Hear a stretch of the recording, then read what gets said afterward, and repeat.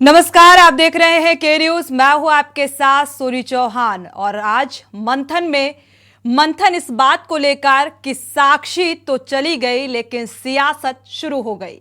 साक्षी हत्याकांड में लव जिहाद की एंट्री होती नजर आ रही है और इसके बाद आप पर बीजेपी के एक दूसरे पर आरोपों से सियासत भी गर्मा गई है। और दिल्ली बीजेपी ने आम आदमी पार्टी के राष्ट्रीय संयोजक अरविंद केजरीवाल पर तुष्टीकरण की राजनीति करने का आरोप लगाया है।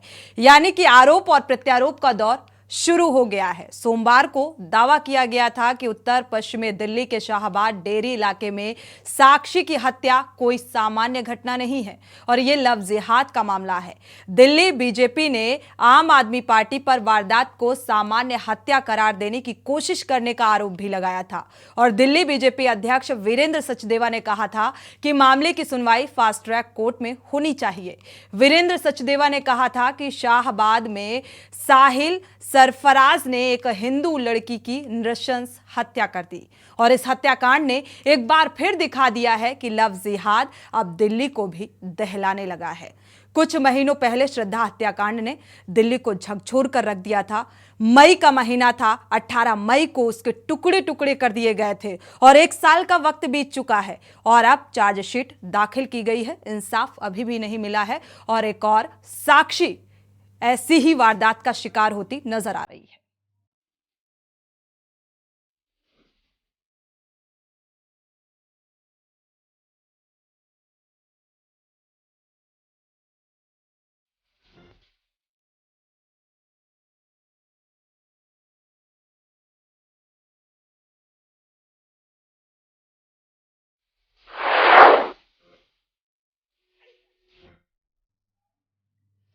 तो एक बार फिर से एक साक्षी की नृशंस हत्या कर दी गई और एक बार फिर से धर्म में इसे डिवाइड किया जा रहा है। आपको बता दें, हिंदू और मुस्लिम की राजनीति यानी कि लव जिहाद के ट्रायंगल से इसे जोड़कर देखा जा रहा है। अब साक्षी की बर्बर हत्या ने दिल्ली वासियों को लव जिहाद से सावधान रहने की भी चेतावनी दे दी है। सचदेवा ने आरोप लगाया है कि दिल्ली के मुख्यमंत्री अरविंद केजरीवाल अल्पसंख्यक वोट खोने से डरते हैं और यही कारण है कि वो इस मामले को लव जिहाद के बजाय साधारण हत्या के रूप में चित्रित कर रहे हैं। और उन्होंने केजरीवाल पर राजनीतिक तुष्टीकरण का भी आरोप लगाया है। बीजेपी नेता कपिल मिश्रा ने इस हत्याकांड की तुलना श्रद्धा वाकर मामले से की है। श्रद्धा को अभी तक न्याय नहीं मिला है, ये हम सब जानते हैं।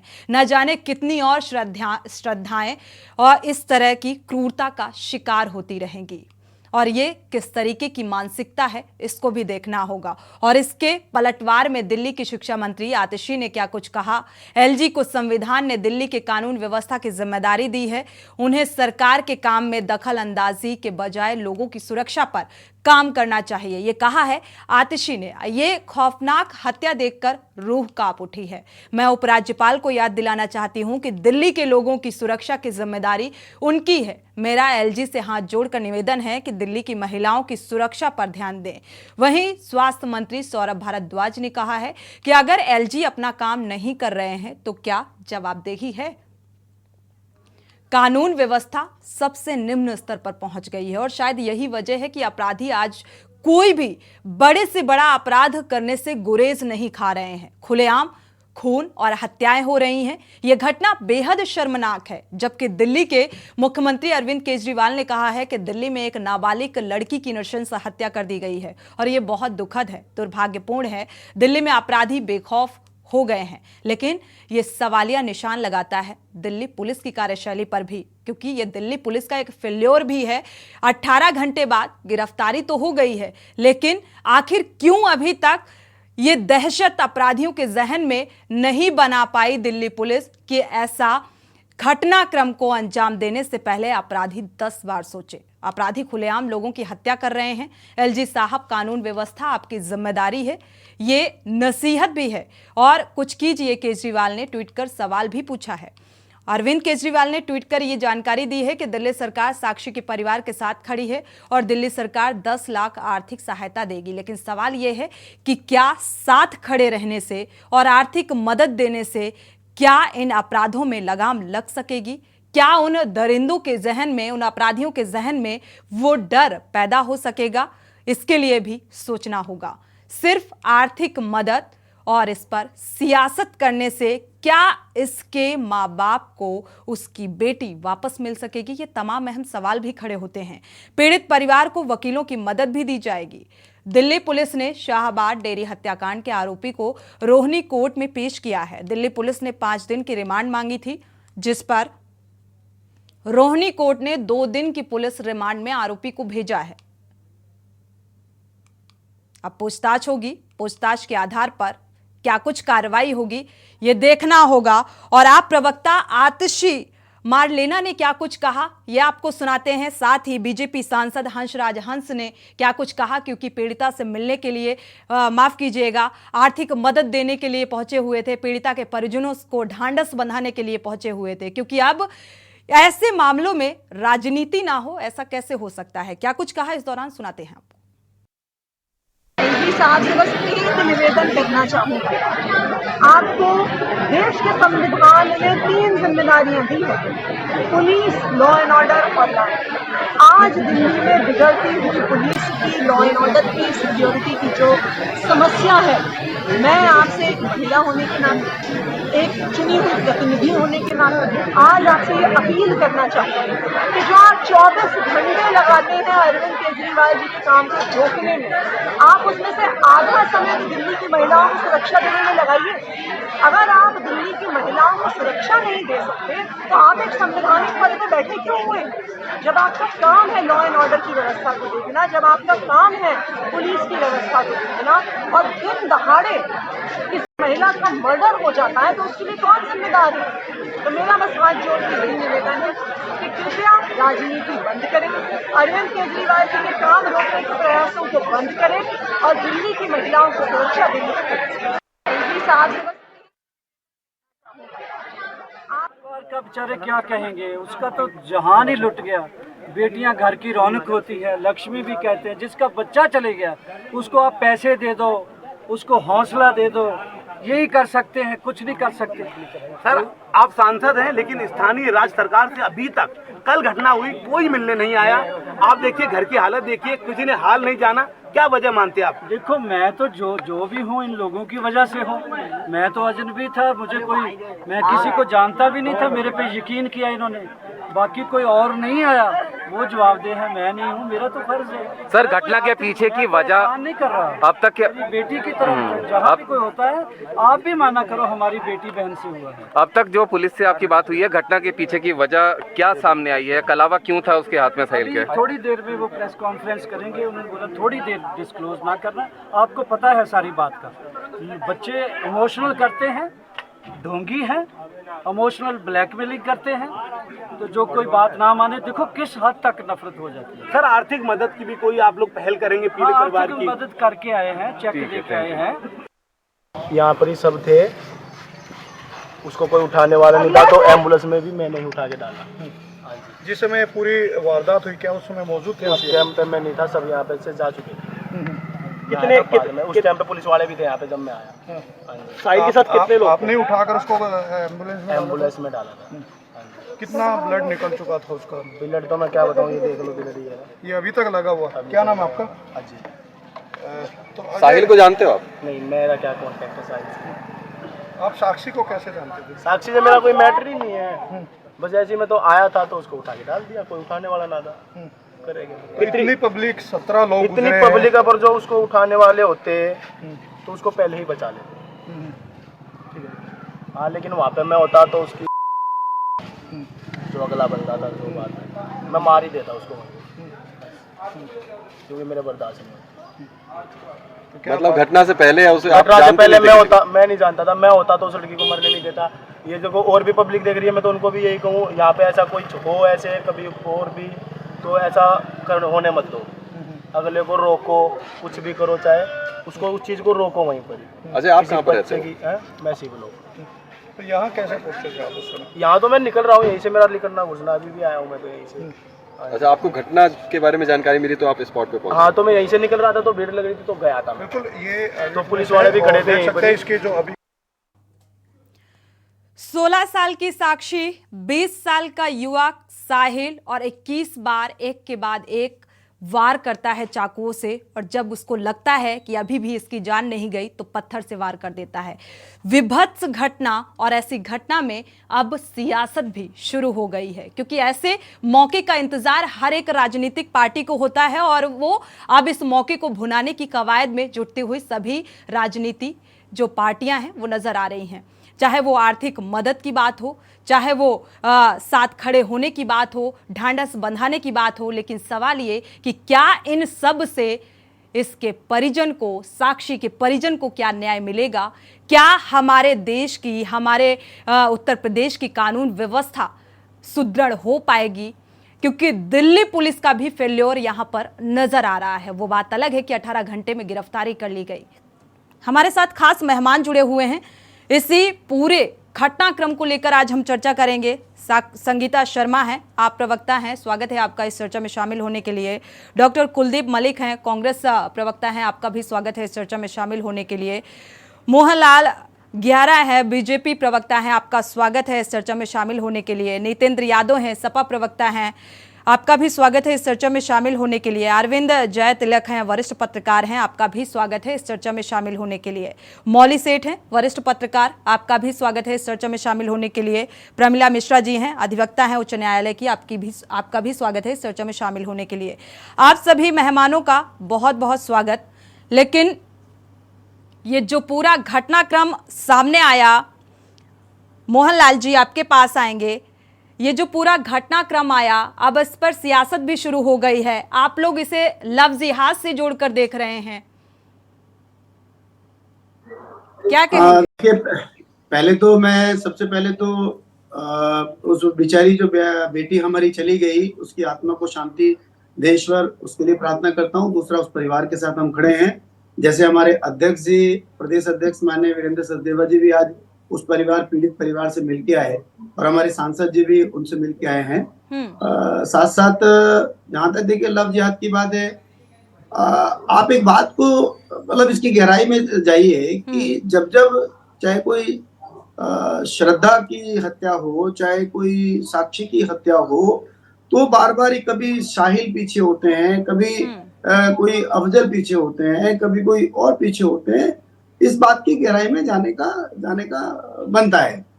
दूसरी बात, देखिए मैं एक तरफ मानता हूं कि हाँ, इसमें दिल्ली पुलिस की जवाबदेही बनती है, और दिल्ली पुलिस ने 18 घंटे में खैर गिरफ्तारी भी की, बुलंदशहर तक गए, वहां से साहिल को पकड़ के भी ले आए, और उसको सजा दिलाने के लिए कल कोर्ट में भी आज जा रहे हैं। तो बट मेरा इसके साथ दो बातें मैं और जोड़ूंगा। एक तो कहीं ना कहीं समाज के नाते, हमारे समाज का व्यक्ति होने के नाते हम लोगों को भी कहीं सोचना पड़ेगा हम कि क्या इस तरह से कब तक साक्षियों की इसी तरह से खुले रोड के ऊपर 16 साल की बच्ची की हत्या कौन सोचेगा? मोहनलाल जी, कौन सोचेगा? ये सत्ता में कौन काबिज है? कौन सोचेगा? कौन इस ओर ध्यान देगा कि समाज में बहन बेटियां असुरक्षित हैं? आज पहले देखा जाए श्रद्धा की टुकड़े टुकड़े कर दिए जाते हैं। 18 मई की घटना थी, इसके बाद आज साक्षी की ये घटना सामने आई, इसके बाद अंकिता की घटना, तो न जाने कितनी ऐसी श्रद्धाएं की बलि चढ़ा दी गई। तो कौन सोचेगा इस ओर? राजनीतिक पार्टियां, राजनेता हमारे जाते हैं, आर्थिक मदद दे देते हैं। आपके भी बीजेपी सांसद हंसराज जी पहुंचे हुए, उन्होंने ढांढस बंधाया, परिवार परिजनों से मुलाकात की, लेकिन क्या इससे अंकुश लग पाएगा? मैं उसी बात पे आ रहा था कि एक तरफ जहां समाज का दायित्व है, वहां जो चुनी हुई सरकारें हैं उनका भी दायित्व बनता है। दिल्ली पुलिस की बात मैंने पहले ही कही कि कोई हम उनकी पीठ नहीं थपथपा रहे हैं कि 18 घंटे में गिरफ्तारी, बट ये ऐसी घटनाओं को रोकना चाहिए। लेकिन जो बिल्कुल 18 घंटे बाद ठीक है, 48 घंटे नहीं लगाए, 18 घंटे में पकड़ लिया तो इसे आप अपनी पीठ थपथपा भी नहीं सकते अगर दिल्ली पुलिस की बात करें। लेकिन सवाल यही है कि आखिर कब ऐसे अपराधियों के जहन में डर पैदा होगा? संगीता जी, आपका रुख करेंगे आम आदमी पार्टी से। अब हालांकि दिल्ली के सीएम अरविंद केजरीवाल ने भी आर्थिक मदद दी है, 10 लाख की मदद दी, और हर तरीके से कहा है कि मदद के लिए हम खड़े रहेंगे। तो क्या लगता है इस आर्थिक मदद से ऐसे अपराधों में अंकुश लग जाएगा? आरोप और प्रत्यारोप से ऐसे अपराधों में अंकुश लगेगा क्या? देखिए सोनी जी, ये बहुत संगीन मामला है। और जहां बेटी की बात आती है तो देखिए ये राजनीतिक स्तर से कहीं ऊपर उठकर के मामला है। बेटियां सबकी साझी होती हैं, बेटियां अकेली नहीं होती, और किसी भी बेटी के साथ हो वो तो ये बहुत ही दुर्भाग्यपूर्ण घटना है जो घटित हुई, और इस तरह से दर्दनाक मौतें।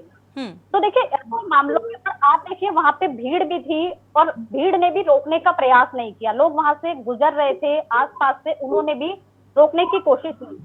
तो जो जिस तरह से दिल्ली पुलिस का फेल्योर तो है ही कि दिल्ली पुलिस क्या कर रही है, लॉ एंड ऑर्डर क्या है वहां का देखना चाहिए। और दूसरी चीज मैं तो एक ये भी कहूंगी एक महिला होने के नाते भी कि सामाजिक मूल्य आखिर जा कहाँ रहे हैं, सामाजिक मूल्य नैतिकता आखिर है कहाँ कि लोग आसपास से गुजर रहे हैं और किसी ने बचाने की कोशिश भी नहीं की। तो ये समाज हमारा किस ओर जा रहा है, तो हमें बहुत सारी चीजों को देखना पड़ेगा। जब बेटियों का मामला है हम बात तो बहुत बड़ी बड़ी करते हैं सोनी जी की बेटी पढ़ाओ बेटी बचाओ, लेकिन जब हम ऐसे मामले देखते हैं तो हमें लगता है कि धरातल पर हकीकत कुछ और है। हम योजनाएं बेशक ले आते हैं लेकिन उन पर काम नहीं कर पाते। और देखिए हमने गुजरात मोहन में जी आपके पास आएंगे, वापस रुक करेंगे। सोनी जी गुजरात का मामला 40,000 5 साल के अंदर वहां से 40,000 महिलाएं गायब हो जाती हैं। और सोचिए वो माननीय प्रधानमंत्री जी और गृह मंत्री जी का हमारा क्षेत्र है और 40,000 महिलाओं का पता नहीं कि वो कहाँ चली गई। तो इस तरह के मामले जब देश में आते हैं तो बेटियां कहाँ सुरक्षित हैं सोनी जी, ये बहुत बड़ा एक सवाल खड़ा होता है। मैं उत्तराखंड में देखा, किरण नेगी, आपने अभी अंकिता हत्याकांड की बात की, वहां बीजेपी के एक नेता का ही बेटा उसके साथ दरिंदगी करके उसको फेंक देता है पानी में, और वो अभी तक उस मामले में कुछ वीआईपी जो है उसका पता नहीं लग पाया। तो देखिए सरकार को भी ऐसा कदम उठाना चाहिए कि जो भी ऐसे मामले हैं पता लग रहा है कि उस व्यक्ति ने चाकू से गोद कर हत्या की, तो ऐसे फैसलों में सजा का प्रावधान जो है वो जल्द आना चाहिए सोनी जी, उसमें लेट नहीं होना चाहिए। अंकिता हत्याकांड को 1 साल लगभग बीत गया है लेकिन अभी तक कोई भी सजा का प्रावधान नहीं हुआ। ऐसे मामलों में जब जल्द सजा होगी तो लोगों के अंदर एक डर पैदा होगा कि भाई सजा मिलेगी। वो केस लंबे चलते रहते हैं और कई बार अपराधी छूट भी जाते हैं, तो ये सारी चीजों पर ध्यान देना पड़ेगा, तभी ऐसे अपराधों को रोका जा सकता है। बिल्कुल, लेकिन ऐसे अपराध जब सामने आते हैं, जब ऐसी घटना सामने आती है तो राजनीतिक दल क्या करते हैं, वो सियासत शुरू कर देते हैं। और शायद मुझे लगता है साक्षी के मामले में भी कुछ ऐसा ही होता नजर आ रहा है। न्यू इंडिया के नाम पर कलंक हैं ऐसी घटनाएं, और ये हर एक राजनीतिक नेता को ये सोचना होगा, क्योंकि आप सत्ता की कुर्सी में आम जनता ने आपको बिठाया है, तो उस जिम्मेदारी को मुझे लगता है बखूबी निभाने की एक बड़ी जिम्मेदारी है जो निभाना भी चाहिए। लेकिन आज तस्वीर कुछ दूसरी नजर आ रही है। डॉक्टर कुलदीप मलिक जी आपके पास आएंगे।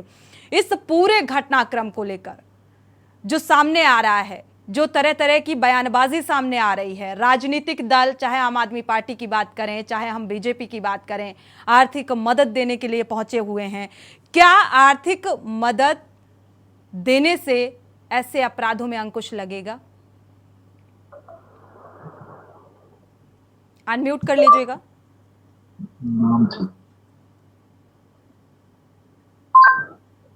कुलदीप जी आपसे मेरा सवाल है। डॉक्टर कुलदीप जी, देखिए साक्षी जी, बहुत ही शर्मसार कर देने वाली घटना। इस घटना की जितनी निंदा की जाए उतनी कम, और मैं तो निःशब्द हो जाता हूं जब इस तरीके की घटनाएं देश के अलग अलग कोने से आती है और हमें इन घटनाओं का पता चलता है। रही बात कि भाई घटना के ऊपर राजनीति हो रही, राजनीति तो कोई भी घटना देश के ऊपर होगी तो राजनेताओं का तो काम यही है कि उसके ऊपर वे अवश्य राजनीति करेंगे। यहाँ पे मैं हर एक राजनीतिक दल की बात कर रहा। रही बात अभी आम आदमी पार्टी की जो प्रवक्ता बहन थी, उन्होंने भी बताया कि हमारा समाज किस तरफ जा रहा। जिस तरीके से इस बेटी की हत्या की गई, इस बेटी के ऊपर 21 चाकुओं से वार किए गए, और वहां पर जो दर्शक थे, जो राहगीर थे, वे मुख्य दर्शक बनकर देखते रह गए। तो कहीं ना कहीं हमें समाज के विषय में भी सोचना पड़ेगा, चिंतन करना पड़ेगा, नमन करना पड़ेगा।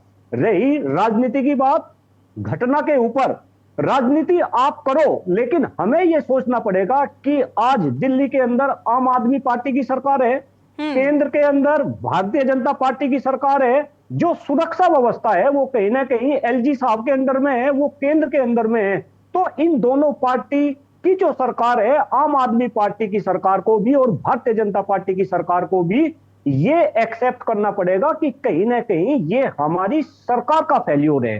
रही अभी भारतीय जनता पार्टी के जो प्रवक्ता थे इस मुद्दे को कहीं ना कहीं हिंदू मुस्लिम में लेके जा रहे। अरे मैं तो ये कह रहा कि इस देश में अपराधी अपराधी है। अपराधी भले ही हिंदू हो, मुस्लिम हो, सिख हो, ईसाई हो, अपराधी की ना कोई जाति होती ना कोई धर्म होता। हमें उसको हिंदू मुस्लिम के चश्मे से नहीं देखना चाहिए। अगर आप इसको हिंदू मुस्लिम के चश्मे से देखेंगे तो कहीं ना कहीं ये देश बर्बादी की तरफ जाएगा और आने वाले टाइम में हम सभी को इसके ऊपर पछताना पड़ेगा। यहां तो ये चलो मुसलमान जो है साक्षी की हत्या करने वाला है। अगर मैं हाथरस कांड की बात करूं, उस बिटिया की हत्या करने वाले कौन थे?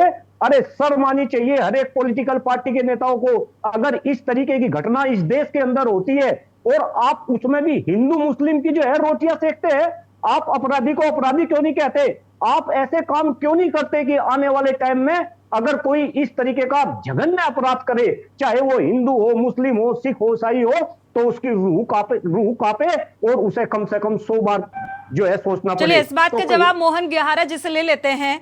मोहन गेहारा जी, क्या धर्म और मजहब के नाम पर भी इसे एक साँचे में पिरोकर देखना सही है क्या? क्योंकि अपराधी तो किसी भी धर्म का हो सकता है, किसी भी मजहब का हो सकता है। अगर हाथ में कलावा बंधा देख लिया तो हमने इसे लफ्ज जिहाद से जोड़ दिया। देखिए सोनी जी, मैं अभी कुलदीप भाई जो बात कह रहे थे मैं उनकी बात से सहमत हूँ कि अपराधी अपराधी है, चाहे किसी भी धर्म का हो। और हम इसका आगे बढ़ के जोरदार तरीके से विरोध भी करते हैं। बट बात मैं फिर अपनी उस पर आता हूँ कि बार बार जब ये चाहे हत्या की बात आती है, तो चाहे साक्षी की हत्या हो, चाहे श्रद्धा की हत्या हो, ये बार बार ये साहिल ही क्यों आते हैं सामने? कोई और नाम क्यों नहीं आता? तो क्या इस पे आवश्यकता नहीं है?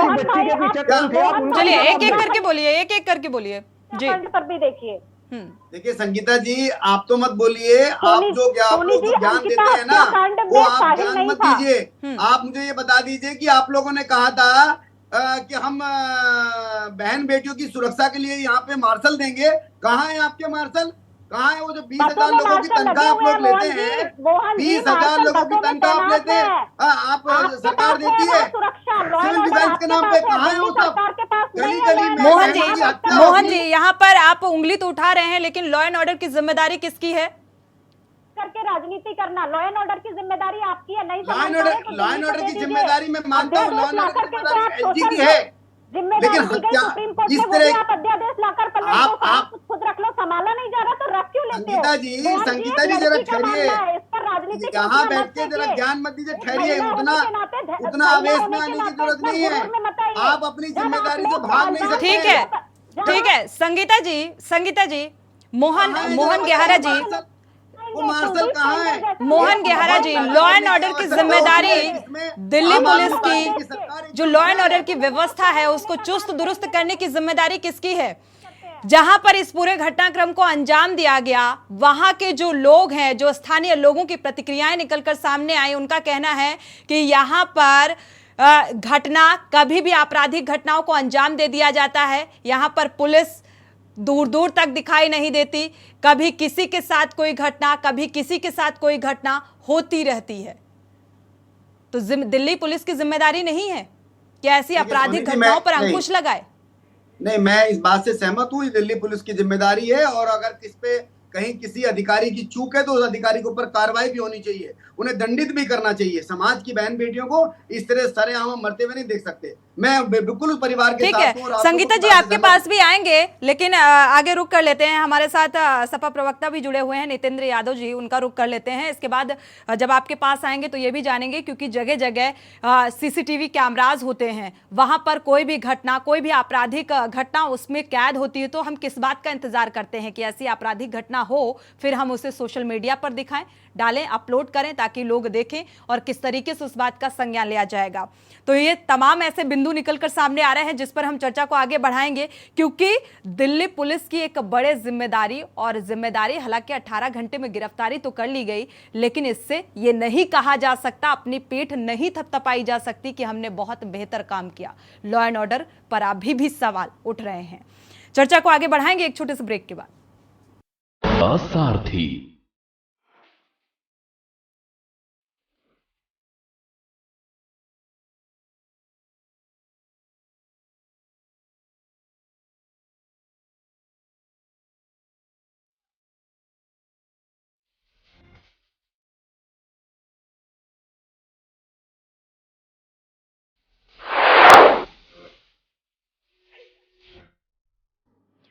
तो दिल्ली के इस विभत्स घटना को लेकर आज हम चर्चा कर रहे हैं और साक्षी से लेकर श्रद्धा तक न जाने कितनी श्रद्धाएं इसी तरीके से उनकी हत्या हो जाती है, टुकड़े टुकड़े कर दिए जाते हैं।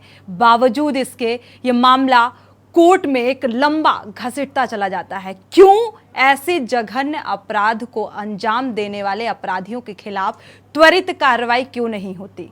फास्ट ट्रैक कोर्ट का जिक्र करते हैं, तमाम ऐसी चीज़ें कानून निकल कर सामने आते हैं कि पॉक्सो एक्ट के तहत त्वरित कार्रवाई, तो आखिर वो कार्रवाई दिखाई क्यों नहीं देती?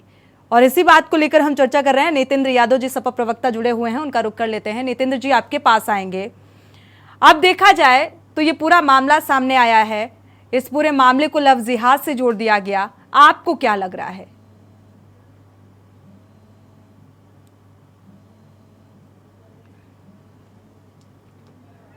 अनम्यूट करिएगा।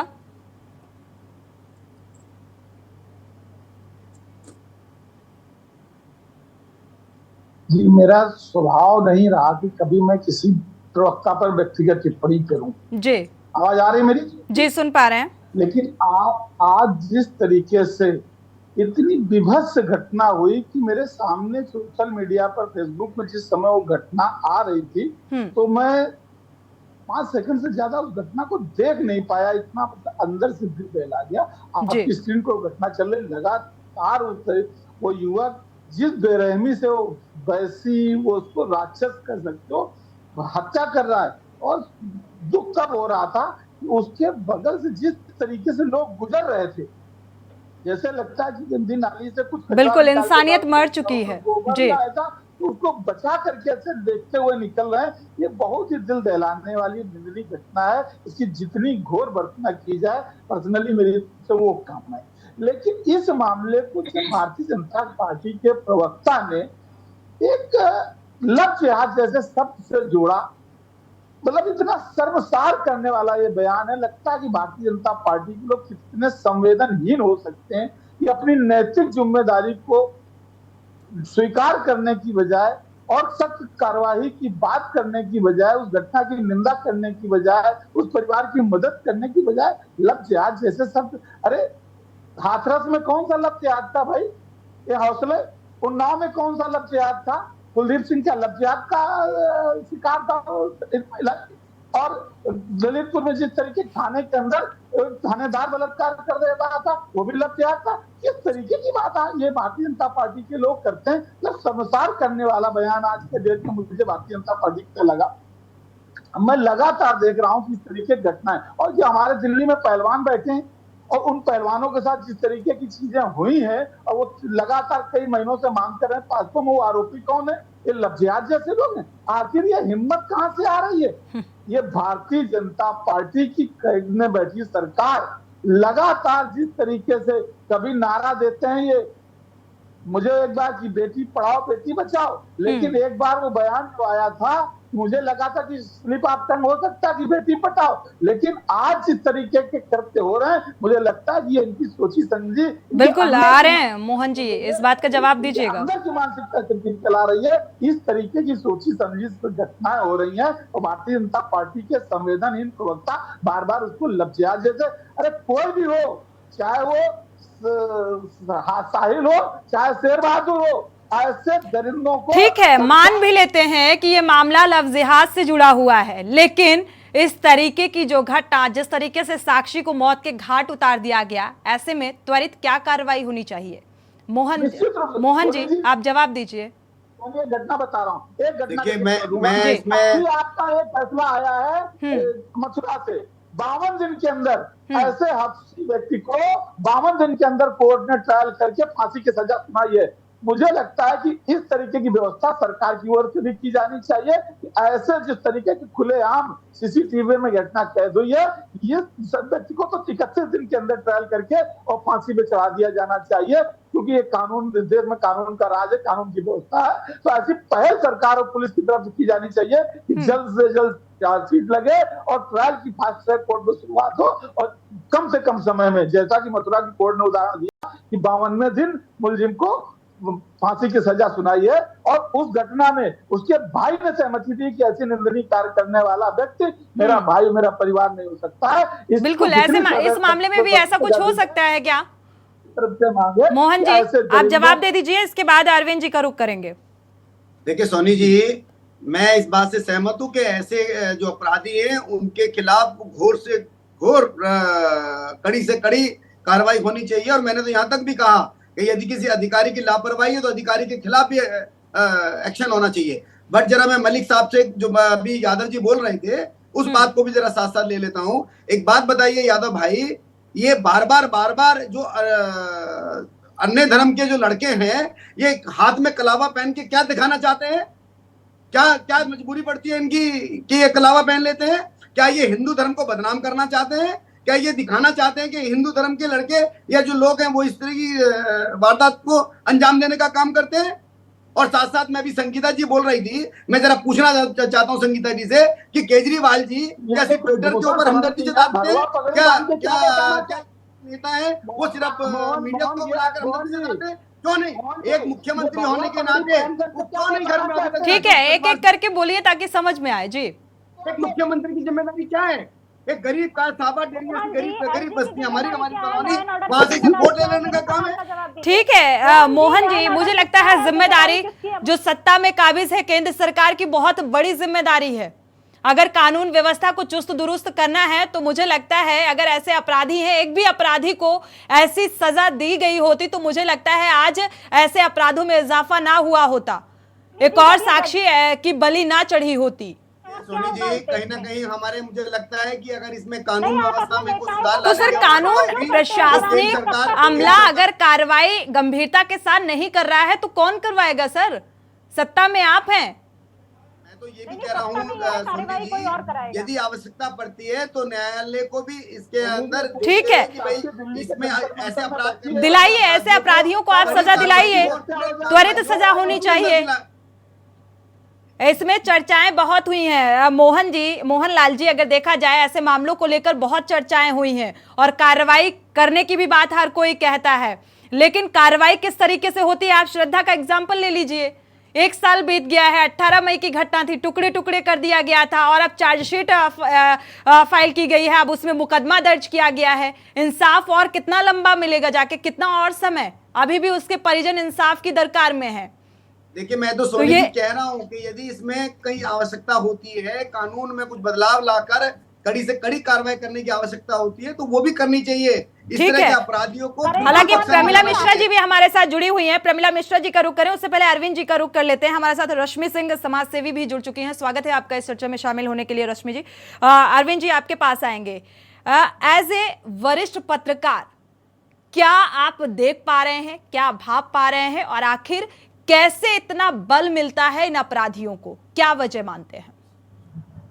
सोनी जी, मैं इस घटना को कई आयाम से देखता हूँ। एक तो यह हत्या जो है इंसान और जानवर होने के फर्क को मिटा दिया है।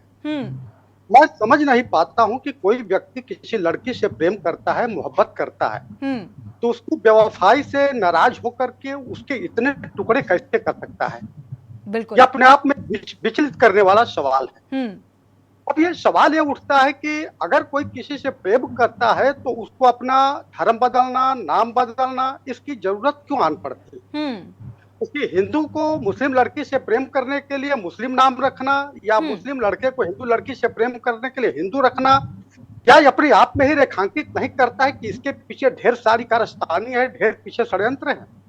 सवाल देखिए, मेरा सवाल यह नहीं है कि समाज की नपुंसकता सामने आई है कि लोग देखते रहे, हत्याएं होती रही, वो चाकू का प्रहार करता रहा, लोग निकलते चले गए। बिल्कुल, हमारी चिंता इस बात को भी लेकर के नहीं कि कौन सा सियासी दल क्या कह रहा है।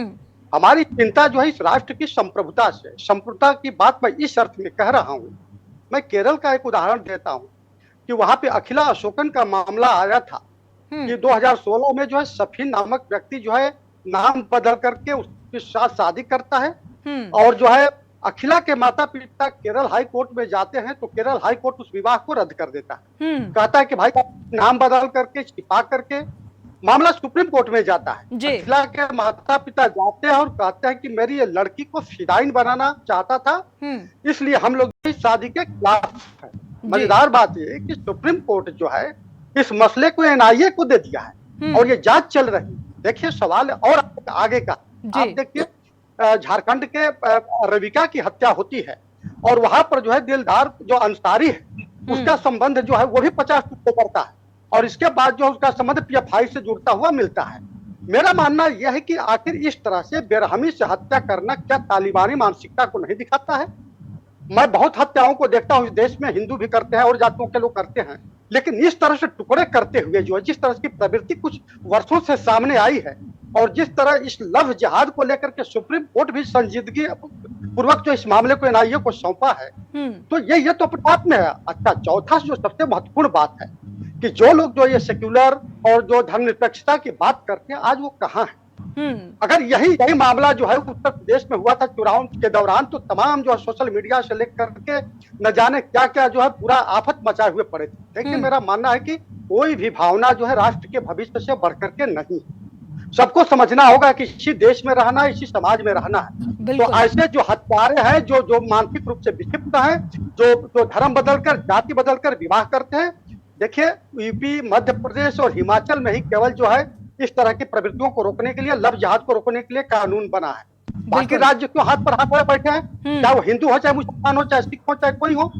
तो ये सबको इस पर विचार करना होगा कि ये राष्ट्र बिल्कुल विचार इसमें भी करना होगा अरविंद जी कि देखा जाए अब यूपी का एग्जाम्पल लोग देने लगे हैं आपराधिक घटनाओं को लेकर। ये बड़ी बात है, इसको गंभीरता से मुझे लगता है लेने की भी जरूरत है कि लॉ एंड ऑर्डर आज हमारा कहाँ जा रहा है और अपराधों पर अंकुश क्यों नहीं लग पा रहा है। लोग एग्जाम्पल देते हैं उत्तर प्रदेश का, ये भी अपने आप में एक बड़ा सवाल है। मौली सेठ का रुख कर लेते हैं, वरिष्ठ पत्रकार हमारे साथ मौली सेठ भी जुड़े हुए हैं। इस पूरे घटनाक्रम को देखते हुए आपकी प्रतिक्रिया और क्या न्यू इंडिया के नाम पर हम ये कौन सी तस्वीर बनाने की कोशिश कर रहे हैं? क्या ऐसे न्यू इंडिया का निर्माण हो पाएगा? क्योंकि ऐसी घटनाएं तो कलंक है न्यू इंडिया के नाम पर। अनम्यूट करिएगा तो पहले जी मौली जी।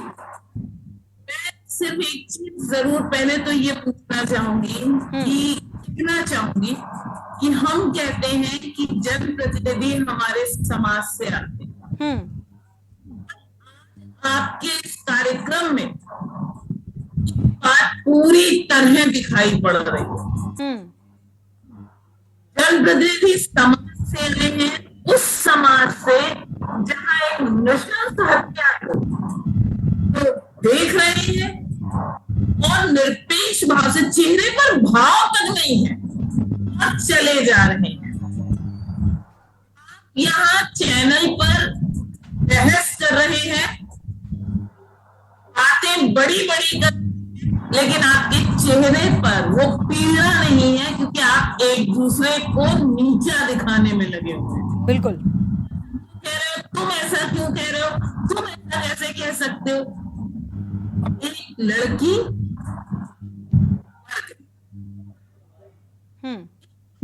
काफी लोग और एक दूसरे पर लव जिहाद है या नहीं है मुझे नहीं मालूम, लेकिन उस लड़के के प्रति आपके मुंह से आक्रोश नहीं निकला, आपका आक्रोश एक दूसरे पे। तो ये हमारा समाज है। आप किस न्यू इंडिया की बात कर रहे हैं? हम उसी बर्बर युग में जी रहे हैं। महत्वपूर्ण ये है ही नहीं कि एक बच्ची मर गई। बिल्कुल ये है कि वो कैसे मर गई, किसने क्या करा, वो लव जिहाद हो रहा था। बिल्कुल इस पूरे घटनाक्रम को लव जिहाद के चश्मे से देखा जा रहा है। जी दूसरी बात जो मैं कहना चाह रही थी, मैं लगातार इस तरह के कार्यक्रम हो रहे हैं, लगातार ऐसी घटनाएं हो रही हैं और मैं आप लोगों के साथ जुड़ी रही हूँ। हर बार एक ही बात में समझाने की कोशिश कर रही हूँ कि समाज को बेटियों की नहीं, बेटों के माँ बाप को भी शिक्षित करिए।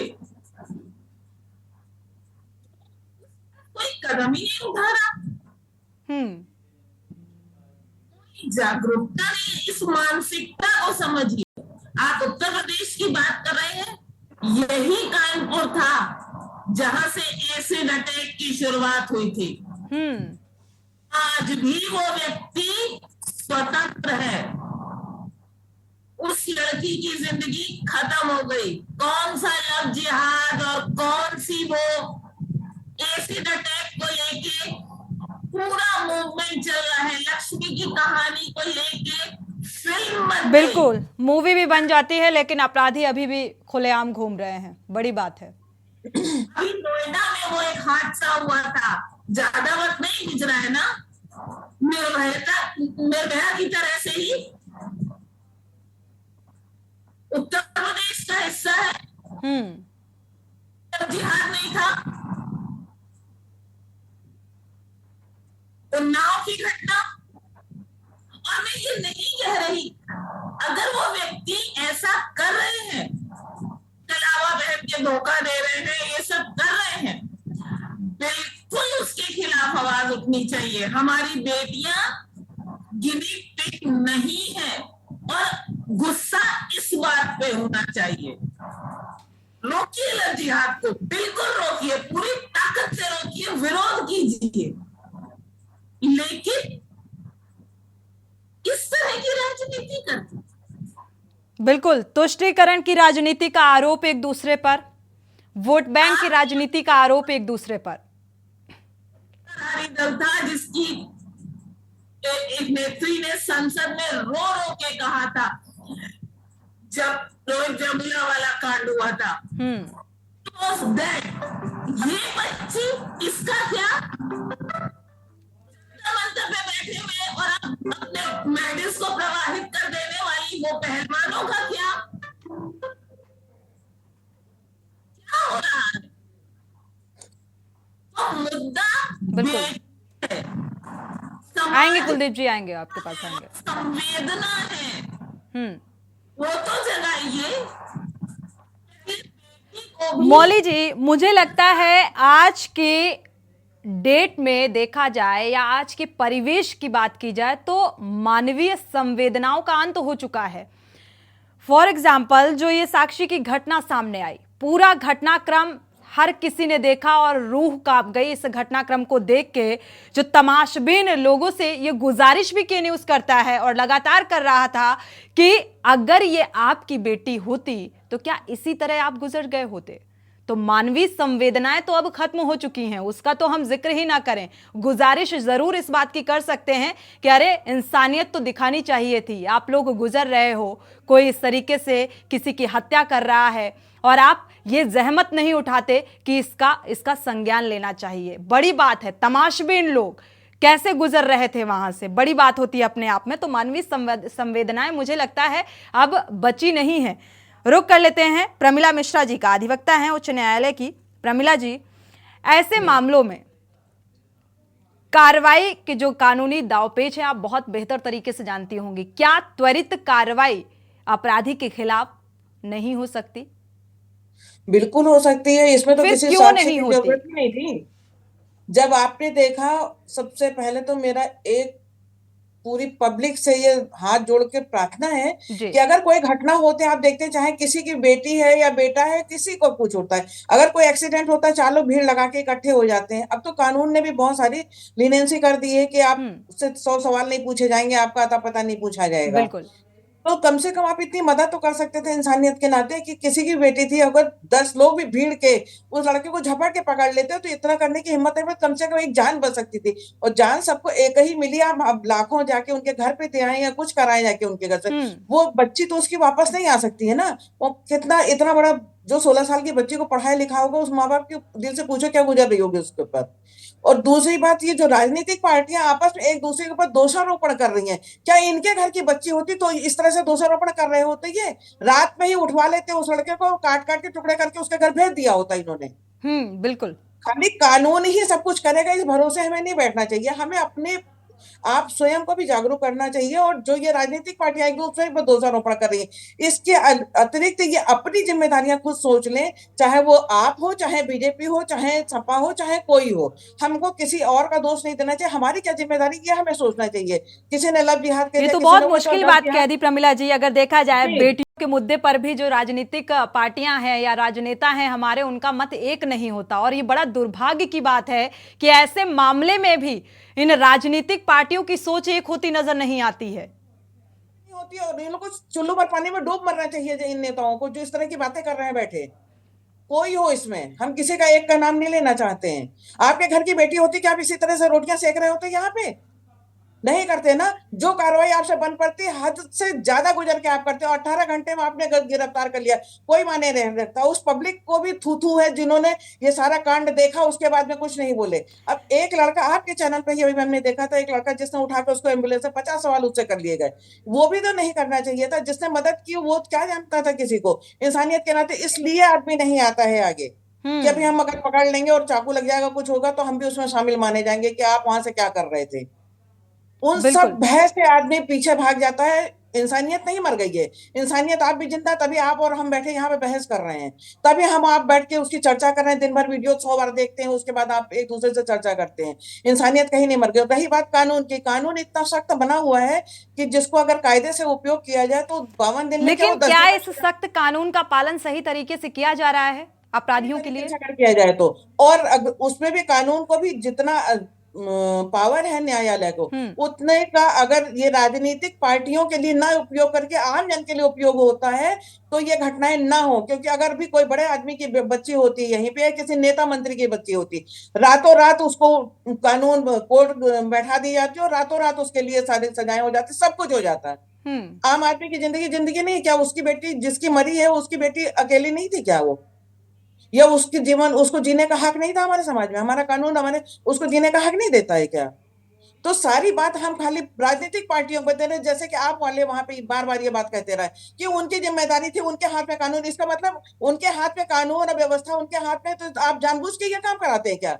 हम तो आपको कह सकते हैं ये बात ना कि आप उनको दोष देने के वजह से आप ये काम करवाते हैं। आए दिन आप दिल्ली में घटनाएं हो रही है तो आपकी नैतिकता कुछ नहीं बनती है। अन्य विभाग तो आपके पास है, दुनिया भर के रोहिंग्याओं को वहां पे बसाने के लिए आपके पास पैसा, आपके पास साधन है। रात दिन उनको बिजली पानी सब कुछ मुहैया करा रहे, राशन पानी मुहैया करा रहे। तो आम लड़कियों की जिंदगी को सुरक्षित करने के लिए आपके पास कोई जिम्मेदारी नहीं बनती है क्या? सारी जिम्मेदारी कानून की है या दिल्ली की है या एलजी की है, इनकी है उनकी? इससे कह के आप बचना चाहते हैं? इस बात का भी जवाब दे दीजिएगा, लेकिन उससे पहले रश्मि सिंह समाज सेवी हैं, हमारे साथ जुड़ चुके हैं। रश्मि जी, आपके पास आएंगे। देखा जाए तो सामाजिक दृष्टिकोण से इस मामले को आप कितनी गंभीरता से देख पा रही हैं और कैसी ये मनोस्थिति है जो ऐसी घटना को अंजाम देने के लिए विवश कर देती है? नमस्कार मैम, देखिए मैंने पूरी परिचर्चा को बहुत गंभीरता से सुना जी। सभी अपनी जगह जिस भी परिप्रेक्ष्य से आ रहे हैं और जिस भी दृष्टिकोण को अपने यहाँ पे रख रहे हैं, वो उनकी अपनी मजबूरी हो सकती है, अपनी मान्यताएं हो सकती हैं। लेकिन अगर सामाजिक दृष्टिकोण से हम देखते हैं और जितना काम हम समाज में रहकर कर रहे हैं, उसके हिसाब से इसमें बहुत बड़ा रोल एक परिवार, जो भी परिवार है हमारे समाज में, वो बहुत बड़ी भूमिका निभाता है। आजकल आप मुख्य तौर से देखेंगे परिवार और बच्चे ये सभी एकाकी जीवन जीने के लिए बहुत अपने आप को प्रेरित कर रहे हैं और बहुत रिजर्व रह रहे हैं। इनफैक्ट टीनएजर बच्चे, आप नहीं समझ सकते कि ये क्या कर रहे हैं। ये इनको एक अपना प्राइवेट कोना चाहिए होता है, प्राइवेट लाइफ चाहिए होती है, प्राइवेट फोन चाहिए होता है। और पेरेंट्स भी कई हद तक मैं ये देखती हूँ कि इस चीज में हस्तक्षेप नहीं करते खुल के कि बेटा आप क्या कर रहे हो, आपके सराउंडिंग क्या चीजें चल रही हैं। जरूर इसमें एक प्रशासन का, व्यवस्था का बहुत बड़ा अहम है, लेकिन बच्चा क्या कर रहा है और उसकी प्राइवेट लाइफ में क्या चल रही है, इस चीज के लिए जिक्र अगर वो अपने परिवार से या अपने आस पड़ोस वालों से खुलकर नहीं करता, तो कहीं तक इसमें पुलिस या कोई हमारा जो आसपास का सराउंडिंग है वो इसमें कहां तक हस्तक्षेप करेगा या क्या करेगा। एक हम अपना समय देखते हैं कि हम जब गली से निकलते थे तो वहां पे हर दूसरा इंसान हमें या हमारे परिवार को जानने वाला होता था। कोई भी चीज करने से पहले हमें पता होती थी कि हमारे घर तक यह सूचना पहुंच जाएगी अगर हम कोई भी गलत कदम उठाते हैं। लेकिन आज वो डर खत्म हो चुका है। बच्चों की भी मानसिकता और पेरेंट्स भी इतने रिजर्व हो गए हैं कि वो अपने पड़ोसी से ही मतलब नहीं रखना चाहते। ऐसी दृष्टि में इस तरह के केसेस जितनी तेजी से बढ़ते जा रहे हैं, आप सभी के सामने हैं, आप देख रहे हैं। लेकिन रश्मि जी, ये कहा जाता है कि बच्चों को फ्रीडम भी देना चाहिए। अगर ज्यादा सख्ती जरूरत से ज्यादा की जाएगी तो उसके भी साइड इफेक्ट देखने को मिल सकते हैं, ये भी कहा जाता है। बिल्कुल। मैं सहमत हूँ, लेकिन उसका बैलेंस हम ही को बनाना है ना मैम। हम ये बच्चों से तो उम्मीद 14 से 15, 16 साल की उम्र में उनके अंदर इतनी समझदारी होगी कि उनको कहाँ तक आगे जाना है, फ्रीडम का उपयोग करना है, और ये समझदारी तो मुझे लगता है परिवार में, समाज में, पेरेंट्स को भी दिखानी पड़ेगी। तो थोड़ा फ्रेंडली होते हुए, फ्रेंड ना बने, अपने माता पिता की भूमिका में ही रहते हुए तो बच्चों को थोड़ा सा जरूर नोटिस करें, गाइड करें। भले ही गंभीरता से बच्चे, चाहे वो लड़की हो चाहे वो लड़का हो, अगर लड़का भी घर से बाहर है 9 बजे रात के बाद, तो वो कहाँ है, कैसे जा रहा है, कैसे आ रहा है, लड़की भी जा रही है तो सेम प्रोसेस के साथ। बिल्कुल, थोड़ा सा देखना होगा, क्योंकि ये भी इम्पोर्टेंट एक बिंदु है। मुझे लगता है ये भी काफ़ी हद तक ये जानने की ज़रूरत है और थोड़ा सा फ्रेंडली होने की भी ज़रूरत है। अगर आपका बच्चा है और वो पेरेंट्स के साथ फ्रेंडली रहेगा तो मुझे लगता है जो गतिविधियाँ, बाहरी गतिविधियाँ होंगी वो अच्छे से शेयर कर पाएगा। डॉक्टर कुलदीप जी, आप कुछ कहना चाह रहे थे, अपनी बात कम शब्दों में पूरी कर लीजिए। देखिए मैडम, मैं तो देख रहा यहाँ पे जिस तरीके से बात को राजनीतिक रूप दिया जा रहा जी, कहना चाह रहा कि ये साक्षी नहीं गई, ये साक्षी के साथ साथ किसी की बहन गई, किसी की बेटी गई। इसे कुलदीप जी द केरला स्टोरी से भी जोड़कर देखा जा रहा है, आपके राजनेता इसे द केरला स्टोरी से भी जोड़कर देख रहे हैं। नहीं मैडम, एक्चुअली मैं इसको राजनीतिक रूप नहीं देना चाह रहा, लेकिन मैं ये जरूर कहना चाह रहा कि जिस तरीके से बहस हो रही है आज, इस बहस को पूरा हिंदुस्तान देख रहा, और खास तौर से जो भारतीय जनता पार्टी के प्रवक्ता है और जो आम आदमी पार्टी की हमारी बहन प्रवक्ता है, जिस तरीके से ये बयानबाजी कर रहे, ये इंसान के तरीके से बहस नहीं कर रहे। यहाँ पे अभी भी जो है जानवरों की तरीके से, कुत्ते बिल्ली की तरीके से बहस कर रहे। शर्म आनी चाहिए अगर आप इस तरीके की घटना के ऊपर इस तरीके से जो है बहस करके आप शर्मसार कर रहे, अपने आप को शर्मसार कर रहे, इस देश को, इस राष्ट्र को। रही बात मैडम, आपने बहुत अच्छी बात उठाई कि भाई क्यों नहीं जल्दी से जल्दी जो है इनके ऊपर कार्रवाई होती।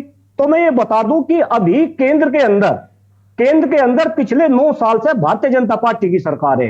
इस भारतीय जनता पार्टी की सरकार को देश के लोगों ने सत्ता परिवर्तन के लिए नहीं, कहीं ना कहीं व्यवस्था परिवर्तन के लिए भी चुना था। तो जल्दी से जल्दी इनके ऊपर कार्रवाई हो, सख्त से सख्त कार्रवाई हो, ऐसी कार्रवाई हो कि आने वाले टाइम में अगर कोई भी इंसान, वो किसी भी बिल्कुल, एक बार फिर से उम्मीद और एक बार फिर से हम इसी बात को लेकर चर्चा करने बैठे हैं कि क्या वाकई साक्षी के परिजन को अब न्याय मिल सकेगा, क्योंकि अभी श्रद्धा के जो परिजन हैं उन्हें तो न्याय नहीं मिला। क्या उम्मीद कर सकते हैं कि अब न्याय मिलेगा? ये तो मोहन गेहारा जी ही बता सकते हैं। न्याय मिल पाएगा जल्द से जल्द? बिल्कुल मिलना चाहिए सोनी जी, ऐसे अपराधी को तो मिलना चाहिए, नहीं मिलेगा या नहीं मिलेगा आप ये बताइएगा। लेकिन हमारे, क्योंकि हमारा एक कानून व्यवस्था है, कानून के हिसाब से जो कड़ी से कड़ी सजा चलिए, कानून की लड़ाई भी बहुत लंबी हो जाती है। सर, शुक्रिया आप सभी मेहमानों का इस चर्चा में शामिल होने के लिए। लेकिन सवाल यही है कि एक साक्षी मलिक जंतर मंतर में यौन शोषण के मामले को लेकर धरना प्रदर्शन कर रही है और आज मेडल को वो विसर्जित करने के लिए भी चली गई और ये मन बना लिया। बड़ा दुर्भाग्य लगता है कि एक साक्षी की इस तरीके से बलि चढ़ा दी जाती है, फिर उसे लव जिहाद के चश्मे से देखा जाता है। लॉ एंड ऑर्डर पर सवाल उठते हैं, दिल्ली पुलिस की कार्यशैली पर सवाल उठते हैं और उम्मीद और सवाल इस बात को लेकर कि क्या अब न्याय मिलेगा इस साक्षी के परिजन को, क्योंकि अब साक्षी तो गई और सियासत शुरू हो गई है। अपने आप में एक बड़ा सवाल है। इसी के साथ मंथन में फिलहाल बस इतना ही। आगे खबरों के लिए आप देखते रहिए के न्यूज़ इंडिया।